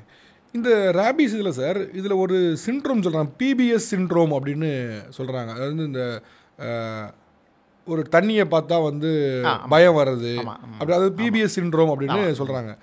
அதை வந்து இப்போ நம்ம ஊர்களில் ரொம்ப கலோக்கியலாக ராபிஸ் வந்துருச்சு அப்படின்னா அவங்க நாய் மாதிரி பண்ணுறாங்க அப்படின்னு. ஆனால் சயின்ஸ் என்ன சொல்ல நாய் மாதிரிலாம் பண்ண மாட்டாங்க, அவங்க பண்ணக்கூடிய ஆக்டிவிட்டியை நம்ம அதை ரிலேட் பண்ணிக்கிறோம் அப்படிங்கிறாங்க. ஆக்சுவலாக என்ன உண்மை, இப்போ ராபிஸ் வந்துருச்சு அப்படின்னா அவங்க நாய் மாதிரி பண்ணுவாங்களா, இல்லை நாம் அதை தப்பாக புரிஞ்சுக்கிறோமா? அதை நம்ம தப்பாக புரிஞ்சுக்கிறோங்க. அதாவது நாய் கடிச்சு இதை நோய் வந்துடுதுன்னு நினச்சிக்கோங்களேன், தடுப்பூசி போடாமல் விட்டுட்டாங்கன்னா நோய் வந்துடும். ஸோ நோய் வந்ததுக்கப்புறம் இந்த விலங்குகளில் சொன்ன மாதிரியே தான் வந்து பாதிக்கப்பட்ட மனிதர்களுக்கு வந்து வெளிச்சத்தை கண்டா விரும்ப மாட்டாங்க. அவங்களும் வந்து இருட்டில் போய் போகணும்னு நான் அந்த நாய் மாதிரி பண்ண ஆரம்பிச்சிருவாங்க. இல்லை நாய் வந்து நான் சொன்னலைங்க, விலங்குகளில் வந்து இந்த மாதிரி இருட்டில் போய் ஒழிஞ்சிக்கும் சொன்னல, அதே மாதிரி வந்து மனிதர்களுக்கு இந்த நோய் வந்ததுன்னா அவங்களும் வந்து வெளிச்சத்தை விரும்ப மாட்டாங்க, இருட்டை நோக்கி போவாங்க, இருட்டில் போய் ஒழிஞ்சிக்க பார்ப்பாங்க. அதே மாதிரி ஃபேன் காற்றுல ஏரோஃபோபியான்னு சொல்கிறது, காற்றை பட்டாலே ஒரு பயம் வந்துடும், லைட்டை கண்டா பயம் வந்துடும், அதுக்கப்புறம் வந்து காற்றை கண்டாலும் பயம் வந்துடும். அதாவது ஹைட்ரோஃபோபியா அடுத்தது 3வது, ஏரோஃபோபியாங்கிறது காற்றை கண்டா பயம், அதுக்கப்புறம் வந்து ஃபோட்டோஃபோபியாங்கிறது லைட்டை கண்டா பயம், 3வது வந்து ஹைட்ரோஃபோபியா, ஹைட்ரோனா வாட்டர். ஸோ வாட்டரை கண்டா பயம், தண்ணியை கண்டாலே வந்து அந்த பாதிக்கப்பட்ட மனிதர்களுக்கு வந்து ஒரு விதமான நடுக்கம், ஒரு அவேர்னஸ் வந்து இது இந்த வந்துடும், அவங்களுக்கு தண்ணியை கண்டா பயம் வந்துடும். தண்ணின்னு நீங்கள் ஒரு வார்த்தை சொன்னாலே வந்து அவங்க வந்து பயந்துடும். ஆமாம், நீங்கள் வந்து அதையும் மீறி ஒரு டம்ளர்லேயே ஒரு தண்ணி பாட்டில் ஏதாவது கொடுக்குறீங்கன்னு நினச்சிக்கோங்களேன், அதை வந்து கையிலேயே வந்து தட்டி விட்டுருவாங்க. அவங்க தண்ணியை கண்டா ஒரு விருப்பு வந்துடும் அவங்களுக்கு. அப்போ அதாவது அந்த பயம், அதாவது ராபிஸ் வந்த நாய் என்னெல்லாம் ஒரு குணாதிசயம் அதுக்கு இருக்குமோ அதே குணாதிசயம் இங்கே வந்து இந்த 3 இந்த இது இருக்கும். இது தவிர வந்து என்ன ஆகும் அப்படின்னா, நான் ஏற்கனவே சொன்ன மாதிரி இந்த வந்து நரம்பு மண்டலத்தை பாதிக்கிறதுனால நம்ம ஃபேரிங்ஸ்னு சொல்கிற நரம்பு தான் உணவு பாதையெல்லாம் வந்து எல்லாமே வந்து பேராலிசிஸ் ஆகிடும், எல்லாமே வந்து இப்போ நம்ம பாடியில் வந்து எல்லாமே வந்து நர்வ்ஸ் தான் கண்ட்ரோல் பண்ணுது. ஸோ நர்வ்ஸ் கரெக்டாக இருக்கிறது தான் நமக்கெல்லாம் முழுங்குறோம், கொள்கிறோம், துப்புறோம், எல்லாமே இருக்குது. ஸோ இது நரம்புலாம் பாதித்ததுனால முழுங்கிறதுக்கு கஷ்டமாக இருக்கும். அப்படியே முழுங்கிறதுக்கு கஷ்டமாக இருக்கிறதுனால என்ன ஆகும், நாய் மாதிரியே வந்து எச்சில் ஒழுக ஆரம்பிக்கும். ஸோ எச்சில் ஒழுகிறதுனால வந்து வாயெல்லாம் குழஞ்சி அப்படியே ஒரு மாதிரி குரல்லாம் வந்து பாதிக்கும், குரல் வேலையை வேற பாதிக்கும், அதாவது பேசுறது ஓக்கல் கார்டெல்லாம் பாதிச்சிடும். எல்லாமே நரம்பு சம்மந்தமாக இருக்கிறதுனால ஓக்கல் கார்டை வந்து பாதிச்சிடும். ஸோ பாதிச்சதுனால வந்து அவங்களால பேசும் திறமையை இழந்துருவாங்க. பேசும்போது ஒரு அந்த பேசுறதுக்கு முற்படுவாங்க, அந்த பேசுறதுக்கு முற்படுறதுனால அந்த பேச்சு வந்து ஒரு மாறுபட்ட மாதிரி இருக்கும். ஸோ இதை தான் நம்ம வந்து நாய் மாதிரி பிஹேவ் பண்ணுவாங்க அப்படின்ட்டு. அதாவது இப்போ என்னன்னா அவங்களுக்கு வந்து இந்த உணவு குழாய் இதெல்லாம் பாதிக்கப்படுறதுனால எச்சில் ஒழுக ஆரம்பிக்குது, கூடவே பேச முற்படும் போது குரல் வர மாட்டேங்குது. அப்போ அந்த குரல் ஒரு மாதிரி தாழ்ந்த குரலா இருக்கு, ஒரு மாதிரி குரல், அதை நம்ம வந்து நாயோட கனெக்ட் பண்ணி நாய் மாதிரி பேசுறாங்க, நாய் மாதிரி பண்றாங்க அப்படின்ட்டு. ஆனா சார் இப்போ சில வீடியோஸ் நான் பார்த்துருக்கேன், அதுல சில பேர் கட்டி போட்டிருப்பாங்க, ஒரு கையும் ஒரு காலும் கட்டி போட்டிருப்பாங்க, அவங்க வந்து ஒரு மாதிரி அக்ரெசிவாக அப்படின்னு பண்ணுவாங்க. அது ஏன் நடக்குது? அதான் இந்த நான் ஏற்கனவே நாய்களுக்கு சொன்னால அங்கே கட்டி நீங்கள் சங்கிலியில் போட்டு தான் அதை அவுத்துண்டு ஓட பார்க்கும். அதே மாதிரி ஹியூமன் பீயிங்கில் வந்து ஒரு வயலண்ட்டாக பிஹேவ் பண்ணுவாங்க. இதுதான் எல்லாமே நரம்பு சம்பந்தமான நோய்ங்க. இந்த நரம்பை பாதிக்கிறதுனால ரொம்ப வயலண்ட்டாக வந்து அவங்க பிஹேவ் பண்ணுறதுக்கு முயற்சிப்பாங்க. சரி, இப்போ அதே மாதிரி இந்த பிபிஎஸ் சிண்ட்ரோமில் ஒன்று பார்த்தேன், அது ஒன்று சொல்கிறாங்க, இப்படி கடிப்பட்டவங்க வந்து அவங்க வயிற்றில் ஒரு பப்பி வளர்கிற மாதிரிலாம் கூட அவங்களுக்கு ஒரு சிண்ட்ரோம் வருதுன்னு சொல்கிறாங்க. சைக்காலஜிக்கல் ஃபியருங்க, சைக்காலஜிக்கல் அதெல்லாம் ஒன்றும் கிடையாதுங்க, பப்பிலாம் ஒன்றும் வாய்ப்பு இல்லை. அது பட் ஆனால் அப்படி சிந்தனை வருதுங்கிறாங்களா, அது அப்படி வருமா சார்? அது இல்லை, அது வந்து இருக்கிறது வாய்ப்பு இல்லைங்க. அதெல்லாம் எல்லாமே ஒரு கட்டுக்கதை தான். இது மாதிரி எல்லாமே நம்ம கட்டுக்கதை தான், வேற ஒன்று. பெரும்பாலும் வந்து மூளையை பாதிக்கிறதுனால பைத்தியம் பிடிச்ச மாதிரி ஆயிடுவாங்க அவன். ஓகே, அதனால இந்த பேச்செல்லாம் வருது, பேச்சு வரும். ஆமாம், அவ்வளோதான். எனக்கு ஆச்சரியமா இருந்தது, இன்டர்நெட்டில் வாசிக்கும் போது சொல்கிறாங்க, ஒரு கடிப்பட்ட ஒரு ஆண் வந்து என் வயிற்றுல வந்து பப்பி வளருதுங்க மாதிரி அவராக பேசுகிறாரு, அவரே வளர்றாரு அப்படின்னு. வளர்றதாங்க, அதுதான் வளர்றது. ஒரு கோஆர்டினேஷன் இருக்காது. நரம்பு பாதிக்கிறதுனால வந்து பேசும்போது வந்து என்ன பேசுகிறோங்கிறது கோஆர்டினேஷனே இருக்காது. நரம்பு மண்டலம் நல்லா இருந்தால் தான் நம்ம பேச முடியும். நம்ம பேசுறதுங்கிறது வந்து நம்ம மூளை வந்து நம்ம என்ன பேசணும்னு சொல்லுது, வாய் வழியாக நம்ம பேசுகிறோம். ஸோ இது நரம்பு மண்டலத்தை பாதிக்கிறதுனால வந்து ஏதோ பேசணும்னு நினைப்பாங்க, அது அப்படியே பேசுவோம். ஒரு கோஆர்டினேஷன் இல்லாதனால ஏதோ ஒன்று பேச்சில் வந்து ஒரு கோர்வையே இருக்காது, அவங்க பாட்டுன்னு ஏதாவது ஒன்று பேசுவாங்க. ஸோ இது மாதிரி இருக்குது, அது மாதிரி இருக்குது அப்படின்ட்டு பேசுவாங்க. அதே மாதிரி சார் எனக்கு ஒரு சின்ன கேள்வி இருக்குது. இப்போ இந்த இன்டர்நெட்டில் வர வீடியோஸ்லாம் பார்த்தீங்க அப்படின்னா, முதல்ல ஒரு குழந்தை சும்மா அப்படி விளையாட போகுது, ஒரு நாய் தள்ளி விடுது, அப்புறம் இன்னொரு நாய் அட்டாக் பண்ணுது, அப்புறம் இன்னொரு நாய் தள்ளி விடுது. இப்போ இந்த ராபிஸ் வந்த நாய் வந்து ஏதாவது ஒன்று தானே இருக்கும், மற்ற நாய்களுக்குலாம் இருக்குமான்னு தெரியாது. ஆனால் ஒரு நாய் அட்டாக் பண்ணுது, மிச்சம் எல்லாம் பண்ணுது. இப்போ ராபிஸ் இல்லாத நாய் ஏன் அட்டாக் பண்ணுது? இப்போ ராபிஸ் வந்த நாய் தான் கடிக்கணும்னா ராபிஸ் அல்லாத நாய் ஏன் குழந்தைகளை அட்டாக் பண்ணுது, ஏன் அது கடிக்குது? அதாவது இப்போ வந்து குழந்தைங்கன்னு இல்லை, பெரும்பாலும் வந்து நாய்ங்க என்ன பண்ணும் அப்படின்னா நம்மளை வந்து பாதிச்சு, அதாவது இப்போ நாய் இருக்குதுன்னு வச்சுக்கோங்களேன், ஒரு நாய் ஒரு இடத்துல இருக்குது, ஒரு மனிதர் வந்து இடத்துக்கு போகிறான்னு வச்சுக்கோங்களேன், அந்த மனிதர் வந்து நாயை கண்டு பயப்படுவார். அது நாய் நம்மளை கடிச்சிருமோன்னு பயப்படுவார். அதே மாதிரி நாயும் வந்து வர மனிதர் வந்து நம்மளை கடிச்சிடுவார், நம்மளை வந்து அதுக்கு அடிச்சிடுவாரோங்கிற நாய்க்கும் அந்த பயம் இருக்கும். இது ரெண்டு மியூச்சுவலி வந்து ரெண்டு பேருக்குமே பயம், நாய்க்கும் பயம் மனிதர்களுக்கும் பயம். ஸோ இதனால தான் வந்து இப்போ வந்து சில சமயத்தில் வந்து நாய் வந்து பார்க்கும், ஒரு இப்படி அப்ரோச் பண்ணும்போது வந்து நம்மளை தாக்குற மாதிரி இருக்கான்னு அதை அசியூம் பண்ணிக்கும். ஸோ இல்லை அசம்ஷன் தான் அது. ஸோ அசியூம் பண்ணிவிட்டு அட்டாக் பண்ணால் நம்ம பாட்டு சைலண்ட்டாக நம்ம அப்போ வந்து பொதுவாக வந்து நாயை வந்து நம்ம கண்ணை பார்க்கக்கூடாதுங்க. நாயோட கண்ணை பார்க்க ஒரு நாயை நம்ம இருக்குதுன்னு நினச்சிக்கோங்களேன், அதை நம்ம கண்ணே பார்க்கக்கூடாது. நம்ம பாட்டு நம்ம போய் நம்மக்கிட்ட அப்ரோச் ஆகுது, நம்ம சைலண்ட்டாக நின்றுடணும். கொஞ்சம் துரத்திட்டு வந்தால் கூட துரத்திட்டு வரும்போது அட்ட டிஸ்டன்ஸ் நின்றுடணும். நம்ம அது துரத்தும் போது நம்ம ஓடக்கூடாது. ஸோ நம்ம வந்து கொஞ்சம் கொஞ்சம் டிஸ்டன்ஸ் தள்ளி நம்ம நின்றுட்டோம்னா நின்றுட்டு நம்ம பாட்டு வேறு ஒரு இதில் வந்து நம்ம பார்வை இருக்கணும். அந்த நாயை வந்து பார்க்கவும் கூடாது, அது கண்ணை முக்கியமாக கண்ணை பார்க்கவே கூடாது. அதை கண்ணை பார்த்தோம்னா தான் ஐ டு ஐ கான்டாக்டை அவாய்ட் பண்ணணுங்க. ஓகே. ஆனால் சார் நீங்கள் சொல்கிறீங்க சார், இப்போ குழந்தைகள் அப்படின்னு, இப்போ குழந்தைகள் வந்து ப்ராபப்ளி ஒரு நாயோட ஹைட்டுக்கு கொஞ்சம் கூட இருப்பாங்க. இப்போ அந்த ஒரு நாய் அந்த குழந்தைய ப்ரொவோக் பண்ணுது, இல்லை தள்ளி விடுது, இல்லை லேசாக இது பண்ணி விடுது, மற்ற நாய்கள்லாம் சூழ்ந்துக்கிட்டு சேர்ந்து உட்காந்து கடிக்குது. அப்போ ரேபிஸ் வந்த நாய் தள்ளுது, ஓகே. மிச்சம் இருக்க 4-5 நாளுக்கு ஏன் அந்த குழந்தைய கடிக்கணும்? அதாவது குழந்தை வந்து கீழே விழுந்ததுக்கப்புறம் எழுந்துக்கிறது முற்படுது. ஸோ எழுந்துக்க முற்படும் போது வந்து கை கால்லாம் வந்து அசையுது. ஸோ அந்த கை கால்லாம் அசையும் போது இது நம்ம குழந்தைய வந்து நம்மளை அட்டாக் பண்ண போதுன்னு நாய் அசியூம் பண்ணிக்கும்.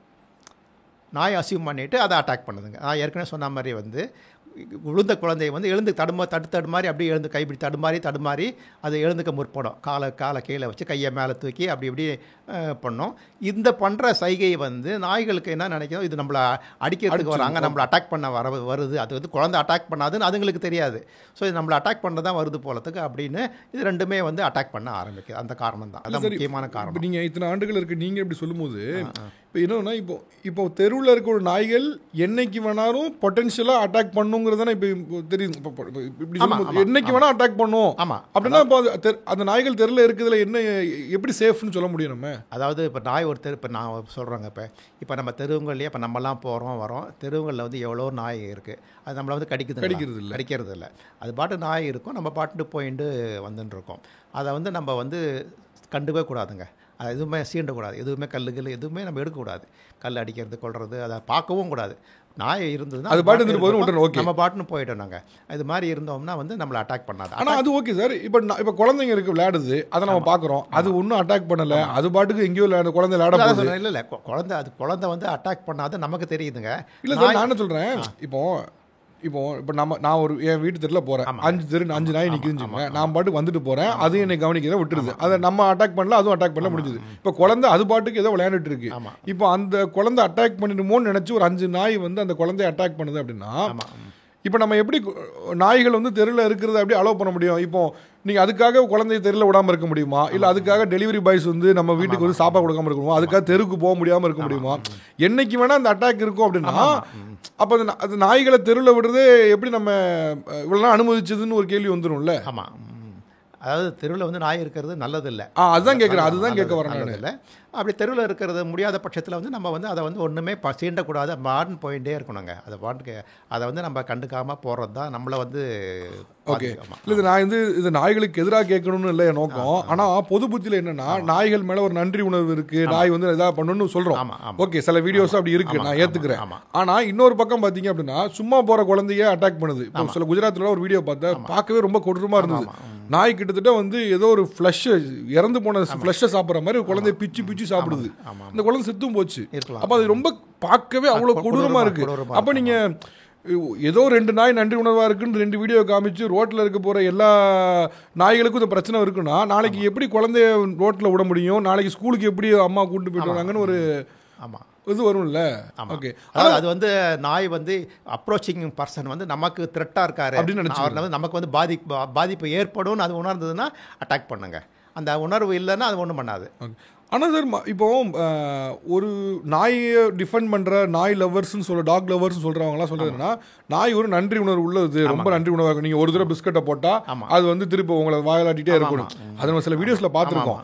ஆனால் அப்படி இருக்க நாய் அப்படி பிஸ்கட் போட்டவங்களே கடிக்காதுன்னு சொல்ல முடியுமா? அது ஏன்னா நம்ம பார்த்த வீடியோஸ் வச்சு நம்ம சொல்கிறோம், உங்களுக்கு தான் அனுபவம் இருக்குது, இவ்வளோ ஆண்டுகள் இருந்திருக்கீங்க பேராசிரியர், உங்களுக்கு தான் அனுபவம் இருக்குது, அப்படி சொல்ல முடியுமா? நாயோட ஒரு ட்ரைட் நன்றி உணர்வு, ஆனால் அதே ஆளை கடிக்காதுன்னு நம்ம சொல்ல முடியுமா? கிடைக்குங்க. அதான் சொல்கிறேன் பாருங்களேன். இப்போ வந்து நீங்கள் வந்து ஒரு நல்ல பழக்கப்பட்ட நாயை நீங்கள் வீட்டில் வளர்க்குற நாய்க்கு நீங்கள் சாப்பாடு கொடுக்குறீங்க. தட்டில் வந்து சாப்பாடு இருக்குது. நீங்கள் வந்து சாப்பாடு கொஞ்சம் போடுறீங்க. அந்த நாய் வந்து சாப்பாடை வந்து ஒரு 3ல் 2 பங்கு சாப்பிட்டு 1 பங்கு இருக்குது. நீங்கள் வந்து ஒரு ஆதாங்கத்தில் நாய்க்கு இன்னும் நல்லா சாப்பாடு போடணும், நிறையா இன்னும் கொஞ்சம் சாப்பாடு போடலான்னு தட்டை நீங்கள் இழுக்கிறீங்க. பார்த்தீங்களா? அதாவது 3ல் 2 பங்கு சாப்பிடுது, 1 பங்கு தான் இருக்குது. இன்னும் கொஞ்சம் அதுக்கு சாப்பாடு கொடுக்கலான்னு நீங்கள் தட்டை இழுக்கிறீங்கன்னு நினச்சிக்கோங்க. உங்கள் இன்டென்ஷன் வந்து தட்டை இழுத்து சாப்பாடு இன்னும் கொஞ்சம் போடணும்னு உங்கள் இன்டென்ஷன். ஆனால் அந்த நாய்க்கு என்ன தோணும்? தட்டை பிடுங்குறாங்கன்னு கடிச்சிடும். புரியுதுங்களா?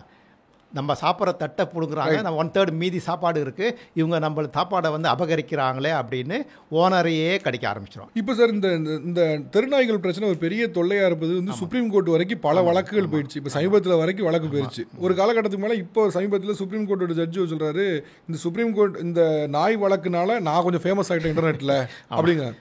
இது ஒரு கட்டத்து மேலே எப்படி ஆயிடுச்சுன்னா, இது ஒரு நியூசன்ஸ் ஒரு மெனஸ்ன்னு சொல்லி பேச போனால் இன்னொரு பக்கத்தில் அனிமல் லவ்வர்ஸ் இல்லை டாக் லவ்வர்ஸ்லாம் அவங்க எதிர்த்து வராங்க. நீங்க ஷெல்டர் கூட்டு போவாதீங்க, வைக்காதீங்க, அதை பண்ணாதீங்கன்னு. இதுக்கு கோர்ட்டு கொண்டு போய் அது பெருசா போய் ஜார்ஜ் ஜட்ஜின்னு பேசுற அளவுக்கு அவர் வந்து ரொம்ப பெருசாக அது போக ஆரம்பிச்சிருச்சு. ஆக்சுவலி இது இப்போ இதுக்கு வந்து இப்போ நம்ம கிட்ட இருக்க ரூல்ஸா சொல்றது வந்து ஏபிசி ரூல்ஸ் சொல்றாங்க. அனிமல் பர்த் கண்ட்ரோல் சொல்லக்கூடிய ஏபிசி ரூல்ஸ் சொல்றாங்க. அந்த ரூல் என்ன சொல்லுது அப்படின்னா, நீங்க நாயை பிடிச்சிட்டு வந்து அது கருத்தடை பண்ணி அதே இடத்துல கொண்டு போய் விட்டுருங்க அப்படின்னு சொல்லுது. அதை வந்து இப்போ அதுதான் இப்போ அமலாக வச்சிருக்காங்க. நாயை கொல்வதற்கு அளவு இல்லை. 1960 நினைக்கிறேன், 1960 குரியல்டி ஆஃப் அனிமல் ஆக்ட் படி அது வந்து பண்ணக்கூடாதுன்னு சொல்லிட்டாங்க. பண்றது இல்லை. டு பி ஃப்ராங்க் சார், இத்தனை ஆண்டுகள் நீங்க கல்லூரியிலே இருந்திருக்கீங்க, பேராசிரியர் பார்த்துருக்கீங்க, இது எஃபெக்டிவா இருக்கா? ஏன்னா ஒரு தெருவில் பிடிக்கிறாங்க, கருத்தடை பண்ணி கொண்டு விடுறாங்க, திருப்பி அந்த நாய் அங்கே தான் இருக்க போகுது. அதனால அதுதான் யூஸ் இருக்கா?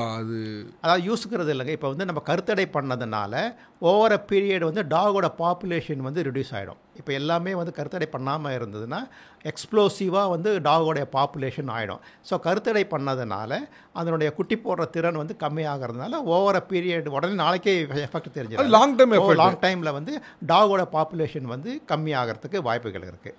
இப்போ லாங் டைம்னா நம்ம 10 வருஷம் புரிஞ்சுக்கிறேன் சார். ஆமாங்க. ஆனால் அதுக்கு முன்னால் இப்போ இவ்வளோ பிரச்சனை இருக்கே. இப்போ ஒரு வருஷத்துக்கு 20,000 டெத் நடக்குன்னு வேர்ல்டு ஹெல்த் ஆர்கனைசேஷன் சொல்லுது.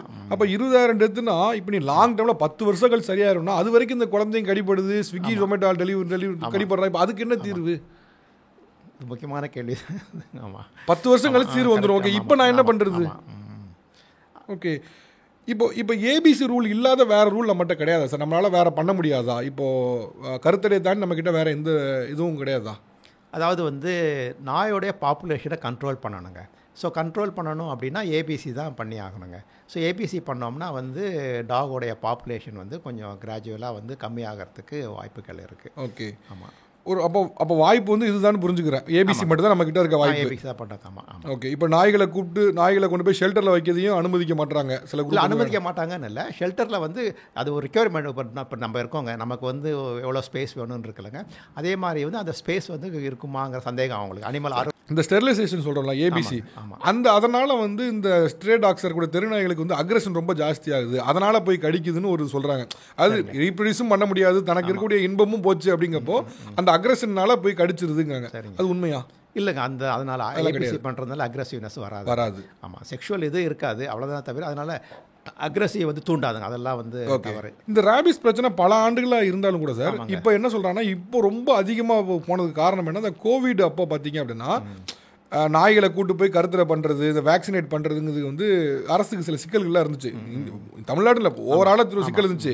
அந்த சிக்கல்னால கொஞ்சம் அதில் கொஞ்சம் மிஸ்மேனேஜ்மெண்ட் இருந்துச்சு. அந்த மிஸ்மேனேஜ்மெண்ட்னால தான் இவ்வளோ பெரிய பிரச்சனைன்னு சொல்கிறாங்க. Is that true? அது ட்ரூன்னு சொல்ல முடியாது. அது எல்லா காலத்துலேயுமே வந்து இந்த நோய் இருக்குதுங்க. அதில் கொஞ்சம் ஸ்லக்கிஷ் ஆச்சு, அவ்வளோதானே. தவிர மற்றபடி வேறு ஒன்றும்.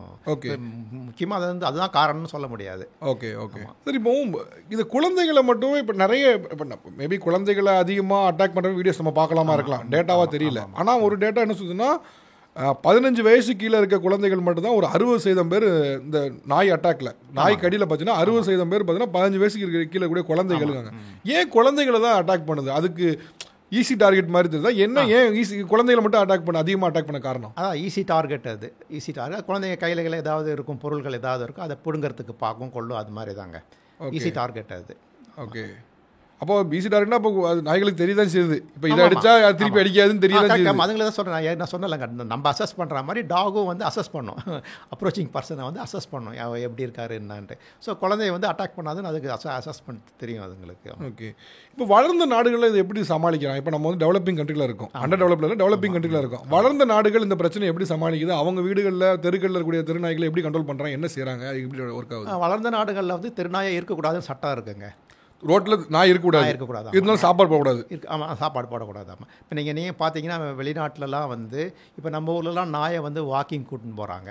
அது வாக்கிங் கூட்டின்னு போகிற காரணமே வந்து இட் வாண்ட் டு டெஃபகேட், வீட்டில் வந்து மோஷன் போயிடக்கூடாது, யூரின் போயிட, அந்த பர்பஸுக்கு தான் நாயை கூட்டின்னு போகிறாங்களே தவிர டாகை வந்து வாக்கிங் கூட்டின்னு போகிற பர்பஸே அதான். இப்போ ஃபாரின் கண்ட்ரீஸில் தான் டாக் கூட்டின்னு போனாங்க, நான் கையிலேயே வந்து க்ளவுஸ் கவர் ஒன்று வச்சுப்பாங்க. அது டெஃபகேட் ஆச்சுன்னா வந்து அதை எடுத்து அதுக்குன்னு ஒரு டெசிக்னேட் பிளேஸ் ஒன்று இருக்கும், அதில் கொண்டு போய் டிஸ்போஸ் பண்ணுவாங்க.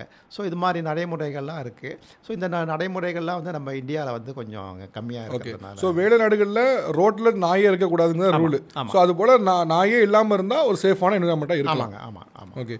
இப்போ சார் அது தாண்டி இன்னொரு பிரச்சனை என்னென்னா சார், இந்த அக்ரெசிவ் டாக்ஸ்ன்னு சொல்லுறது பிட்புல் இந்த மாதிரி ஒரு நாய்கள்லாம் சொல்கிறாங்க. எனக்கு அதில் 2 விஷயம் இருக்குது. ஒன்று என்ன சொல்கிறாங்க அப்படின்னா, இந்த நாய் பிறந்தது வந்து நம்ம நாடு கிடையாது, ஆர்ஜின் நம்ம கிடையாது, அது அங்கேருந்து இங்கே கொண்டு வரதுனால அந்த கிளைமேட் சேஞ்சு, அந்த இதெல்லாம் உணவு எல்லாமே அது ஒரு அக்ரெஷன்லேயே தான் வச்சுக்கிட்டே இருக்கு. அது நேச்சரே அக்ரெசிவ், கூடவே சேர்த்து இந்த அக்ரெஷன் ஆட் ஆகுதுங்க. உண்மையா? அதாவது நாய் வந்ததே வந்து ஓநாயிலேருந்து வந்ததுங்க, உல்ஃப்லேருந்து வந்தது. இப்போ வந்து எல்லாமே வந்து எவல்யூஷனில் வந்து ஒன்று ஒன்றா ஒரு ஸ்பீஷீஸாக ஒன்று வந்துட்டுருக்கோம். நாய் வந்து முதல்ல வந்து அது ஆன்செஸ்டர்னு நம்ம பார்க்கும்போது வந்து ஓநாயிலேருந்து தான் வந்து, ஓநாய் தான் காட்டில் இருந்தது. அந்த ஓநாய்களை தான் வந்து நம்ம டேம் பண்ணி அதாவது கிட்டத்தட்ட ஒரு 30,000-40,000 ஆண்டுகளுக்கு முன்னாடியே வந்து டேம் பண்ணியிருக்காங்க. டேம் பண்ணி அதை வந்து டொமஸ்டிக் டாகாக மாற்றினாங்க. ஸோ அதனால் வந்து அதோடைய குணாதிசயம் கொஞ்சம் இருக்க தான் செய்யும், அந்த குணாதிசயம் இருக்குது. சில ப்ரீடுங்களில் வந்து இந்த குணாதிசயம் வந்து கொஞ்சம் அதிகமாக இருக்குது. இன்னொரு விஷயங்க, பொதுவாக வந்து நாய் வந்து நம்ம வளர்க்குறத, குழந்தைகளை நம்ம வளர்க்குற மாதிரி நல்லவர் ஆவதும் கெட்டவர் ஆவதும் அன்னை வளர்ப்பதிலேங்கிற மாதிரி நாயை பொறுத்த வரைக்கும் வந்து நம்ம வளர்ப்பில் தாங்க இருக்குது. நீங்கள் வந்து நல்லா அதுக்கு வந்து டேம் பண்ணி நல்லா வளர்த்திங்கன்னா ரொம்ப ஒபீடியண்ட்டாக இருக்குங்க. இந்த ஒபீடியன்ஸி, இந்த அக்ரெசிவ்னஸ்லாம் வந்து அந்த ஓனர் தாங்க ரெஸ்பான்சிபிலிட்டி. ஓனர் வந்து அதை கரெக்டாக ட்ரெயின் பண்ணி அதை நல்லா கவனித்து நல்லா பண்ணார்னா, குழந்தைங்களை நம்ம எப்படி நம்ம கவனித்து நம்ம பண்ணுறோமோ அதே மாதிரி வந்து நாய்களையும் நல்லா கவனித்து அதை ட்ரெயின் பண்ணி, அதனால் நாய் வந்து நமக்கு தெரியாதுன்னு வந்து நம்ம நினைக்கவே வேண்டியதில்லை.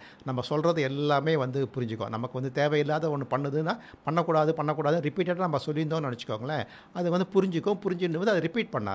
நாய்களுக்கு போடக்கூடிய தடுப்பூசி என்ன சார்? இப்போ நாய்களுக்கு வீட்டில் வளர்க்கணும் தடுப்பூசி போட்டிருந்தாங்க, இப்போ அதே தடுப்பூசியை தெருவில் இருக்கிற நாய்களுக்கு போட முடியுமா? என்ன தடுப்பூசி, அது என்ன காஸ்ட் ஆகும்? அது அதாவது நாய்களுக்கு வந்து தடுப்பூசின்னு பார்த்தோம்னா கிட்டத்தட்ட வந்து 7-8 வகையான நோய்கள்லாம் இருக்குங்க.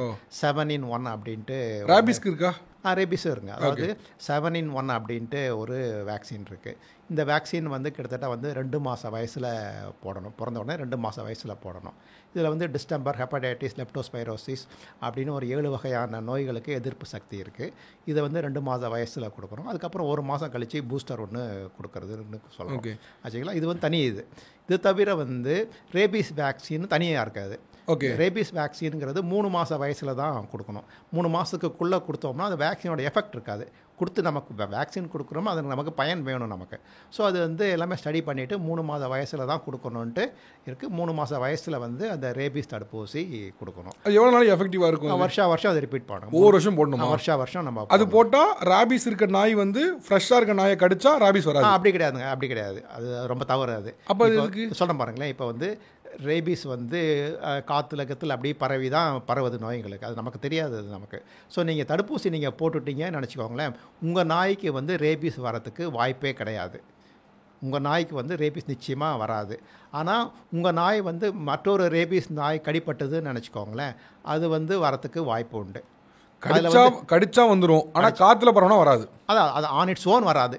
ஆன் இட்ஸ் ஓன் வந்து நாய்களுக்கு தடுப்பூசி போட்டிங்கன்னா ஆன் இட்ஸ் ஓன் வந்து வரத்துக்கு வாய்ப்பு இல்லை. ஆனால் நாய் வந்து இன்னொரு வெறிநாய் கடிச்சிடுதுன்னு நினச்சிக்கோங்களேன், அதாவது வெறிநாய் கடிக்கும்போது என்ன ஆகுதுன்னா குவாண்டம் ஆஃப் வைரஸோட அளவு வந்து எண்ணிக்கை ரொம்ப ஜாஸ்தியாகும். பொதுவாக வந்து இப்போ நாய்களுக்கு வந்து நம்ம தடுப்பூசி போடுறதுனால அதெல்லாம் வந்து ஒரு தியரிட்டிக்கலாக சொல்ல முடியுமே தவிர இது பண்ண முடியாது. ஸோ 1-2 ஆர்கானிசம் உள்ளே போகும்போது வந்து நம்ம போட்ட தடுப்பூசி வந்து அதை நியூட்ரலைஸ் பண்ணிடும். ஆனால் கடிக்கும்போது என்ன ஆகுதுன்னா குவாண்டம் ஆஃப் வைரஸ் அளவு வந்து வைரஸோட அளவு வந்து அதிகமாக உள்ள பாடி உள்ளே போகுது.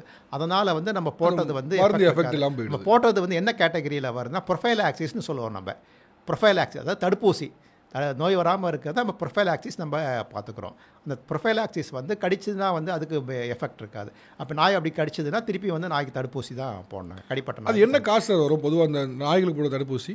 கிட்டத்தட்ட 150 ரூபாயிலேருந்து 250 ரூபா வருஷம் வருஷம் போடணும். அது சில கம்பெனிகள் வந்து அது மாதிரி 150 ரூபாயிலேருந்து 250 ரூபா வரைக்கும் இருக்குது. இல்லை நான் ஏன் கேட்டேன்னா ப்ராப்ளி இப்போ தெருவில் தான் நாய்கள் இருக்குன்னு சொல்கிறவங்களுக்கு டிஃபெண்ட் பண்ண ஒரு ஸ்டேட்மெண்ட் இருக்கான்னு பார்த்தேன். இப்போ அப்படி பார்த்தாலுமே கூட ஒரு 60 லட்சம் நாய் இருக்குது, இல்லை 30 லட்சம் நாய் இருக்குன்னு வச்சுக்கோ. 30 லட்சம் நாய்க்கு வருஷம் 150 ரூபாய்க்கு வேக்சின் போட்டால் வந்து நீங்கள் நான் சொல்கிறது வந்து சிங்கிள் டோஸ் இண்டிவிஜுவல் டோஸ் சொல்கிறேன் நான். நீங்கள் வந்து இப்போ கம்பெனியில் வந்து நீங்கள் மல்டி டோஸ் வந்து அதிகமாக வாங்கினீங்கன்னா தேவைக்கு மார்ஜினாக கொஞ்சம் அப்படியே இப்போ 30 லட்சம் நாய்களுக்கு 100 ரூபா வேக்சினே வைங்க சார். வருஷம் போட்டால் அதுவே ஒரு பெரிய காஸ்ட் வரும். அப்படியே வந்தாலும் கூட வெறி வந்த நாய் வந்து ரபிஸ் வந்த நாய் இன்னொரு நாயை கடிச்சு ரபிஸ் வராதான்னு கேட்டால் அதுக்கும் வாய்ப்பு இல்லை, கண்டிப்பாக வந்துருங்க. ஸோ அப்படி பார்த்தா அதுக்கு தீர்வே இல்லை. வேக்சின் போட்டால் தீர்வுனா அதுவும் தீர்வு இல்லை. வேக்சின் போட்டுட்டு நம்ம கஸ்டடியிலே இருக்கணுங்க. அது நம்ம கட்டுப்பாடில் இருக்கணும். தெருநாய் எப்படி பண்ண முடியாது? சொல்கிறேன் நம்ம கட்டுப்பாடிலே இருந்தால் தான் நம்ம வந்து என்னங்கிறது பண்ண முடியும். ஓகே, இப்போ வீட்டு நாய்களுக்கு அது ஓகே. ஆமாங்க. ஆனால் தெருநாய்களுக்கு அது சாத்தியம் இல்லை. ஆமாம், இப்போ தெருநாய்க்கு வந்து நம்ம தடுப்பூசி போட்டு அது கடிச்சதுன்னா அதுக்கு வரத்துக்கு வாய்ப்பு இருக்குது. ஓகே.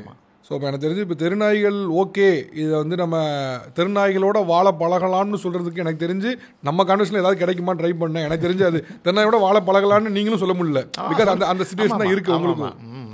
பட் ஆனால் டு பி ஃப்ராங்க் சார், இப்போ இந்த இண்டஸ்ட்ரியில் நீங்கள் ஒரு 30-40 ஆண்டுகள் இருந்திருப்பீங்க கால்நடை மருத்துவத்துறையில். ஸோ இவ்வளோ ஆண்டுகள் அனுபவத்தில் பார்க்கும்போதும் தெருநாய்களோட வாழ பழகிறதுங்கிறது சாத்தியம் இல்லை. அதாவது இப்போ உங்களுக்கு நீங்கள் பழகலாம், நான் பழகணும் எதிர்பார்க்கக்கூடாது. உங்களுடைய மென்டாலிட்டி வேறு, என்னோட மென்டாலிட்டி. நீங்கள் பழகுறது நான் பழக முடியாதுல்ல, எனக்குன்னு ஒரு பயம். அது ஒன்று தான். இன்னொன்று நீங்கள் நேச்சர் ஆஃப் இதே பார்த்தீங்கன்னா எப்போ வேணால் கடிக்கும் அப்படின்னா அது இன்னும் டொமஸ்டிகேட் ஆகலை, ஃபுல்லாக நம்மளோட கட்டுப்பாட்டில் இல்லை. அது அப்படிங்கப்போ நம்ம இவ்வளோ ரிஸ்க் எடுத்து குழந்தைகளையும் சரி மற்றவர்களையும் பெரியவர்களையும் சரி நம்ம ரோட்டில் அனுபவிக்குதுங்கிறது வந்து நமக்கு நாமளே சூனி வச்சுக்கிற மாதிரில கிட்டத்தட்ட. ஸோ பெட்டர் ஐ திங்க் இது ஒரு கலெக்டிவ் ரெஸ்பான்சிபிலிட்டியாக கவர்மெண்ட் ஜுடிஷியரி எல்லாரும் முடிவெடுத்து பொதுமக்களுக்கும் அவேர்னஸ் வந்து இதை வந்து ஒரு முடிவெடுத்து ஒரு அதிகாரத்திலேருந்து ஒரு முடிவெடுத்து தெருநாய்களை என்ன செய்வதுன்னு முடிவெடுத்தாதான் அதுக்கு ஒரு தீர்வு. இல்லைனா வேக்சினால தீர்வு இல்லை, இதனால ஒன்றும் தீர்வு இல்லை. அவேர்னஸ்னால நாய்கிட்ட தள்ளி போகலாம், பட் கடிலேருந்து தப்பிக்க முடியுமானா தடுப்பூசி போட்டுக்கணும், அவ்வளோதான். அது போடாம விட்டோம்னா பிரச்சனை நமக்கு பாதிச்சு. ஆல்ரைட் சார், ரொம்ப நன்றி சார். சேகர் சார் ரொம்ப நன்றி. ரொம்ப நிறைய இன்ஃபர்மேஷனை ஷேர் பண்ணிங்க. உங்களுடைய இத்தனை ஆண்டு அனுபவத்தின் வழியே நிறைய விஷயங்கள் இருக்கும், அதை வந்து மக்களுக்கு ரொம்ப எளிமையான முறையில் ஷேர் பண்ணிங்க. Thank you so much for time sir. நன்றி நன்றி சார்.